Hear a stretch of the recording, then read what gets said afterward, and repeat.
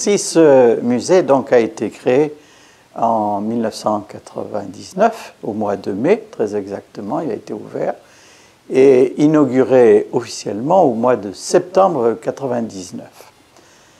Alors, pourquoi a-t-il été installé à Saint-Gervais? C'est essentiellement la volonté de deux personnes.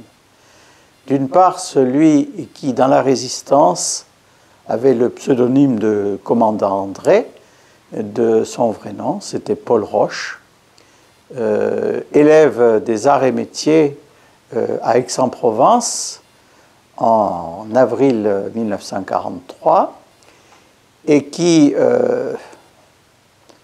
tombant sous le coup du STO, a choisi, plutôt que de partir dans les Alpes, auprès d'autres maquis, de créer un maquis sur la région donc, de Saint-Gervais, dans les Combrailles.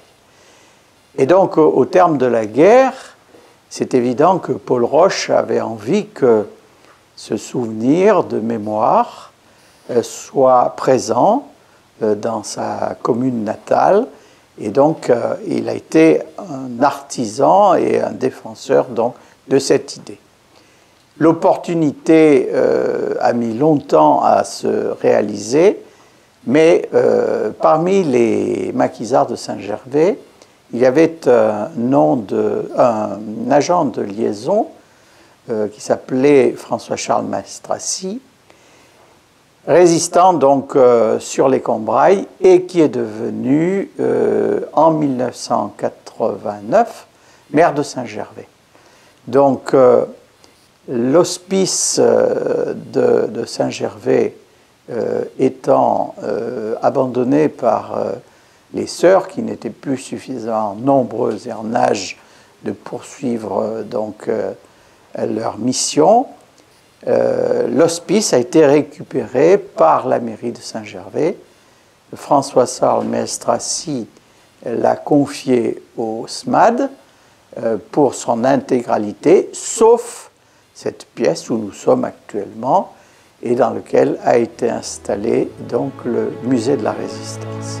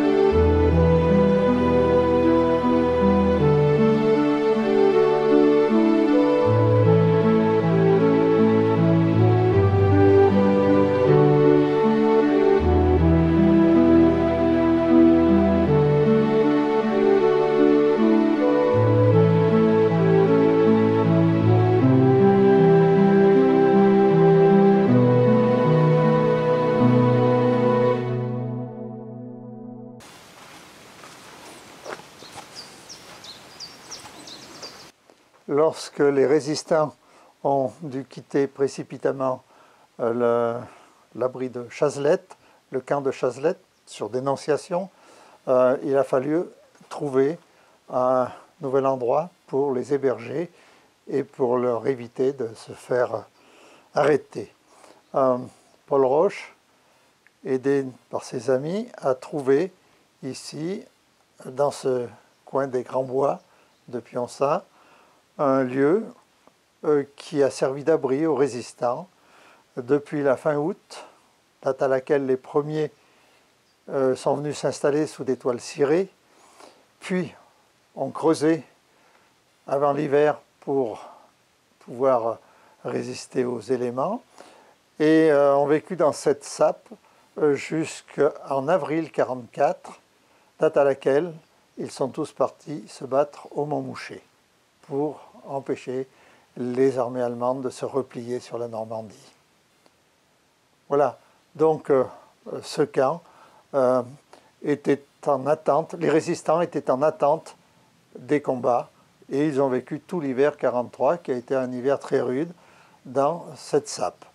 Dans les années qui ont suivi, les résistants sont venus tous les dimanches, tous les premiers dimanches d'août, commémorer le souvenir avec leurs camarades dans ces lieux. Il est évident qu'au bout de quelques années, ce lieu qui était constitué de branchages évidemment a disparu, et les derniers temps, il ne restait plus qu'un trou. On a souhaité, et ils ont souhaité, réhabiliter ce qu'ils avaient vécu ici.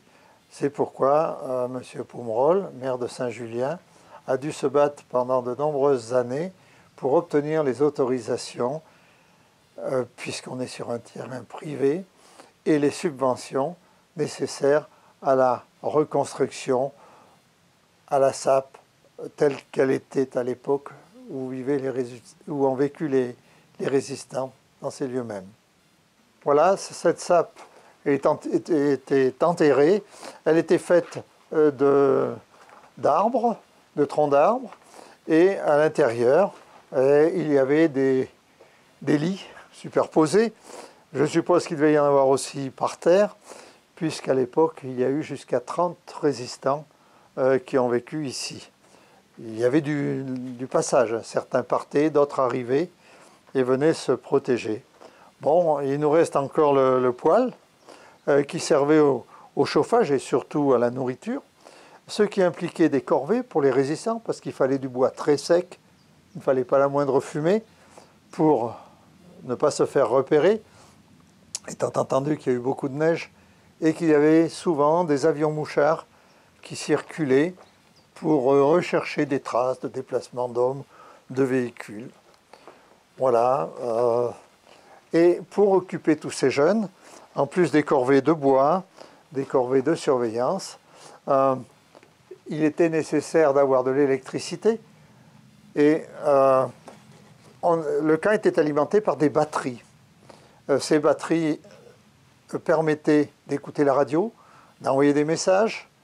Elles permettaient aussi de faciliter la surveillance du camp. Et pour aider ces jeunes, pour les occuper, parce qu'il faut dire qu'une trentaine de jeunes, c'est pas facile, eh bien, Paul Roche a fait creuser un tunnel d'évacuation à ces hommes, un tunnel d'environ 80 mètres qui permettait aux résistants d'évacuer le camp en cas d'encerclement. Ce tunnel faisait un peu plus de 80 mètres. On pouvait y circuler pratiquement debout. Et au centre du tunnel, deux chambres avaient été creusées le long du tunnel pour que les hommes puissent dormir. Ici, on trouve les restes d'un container et du poêle.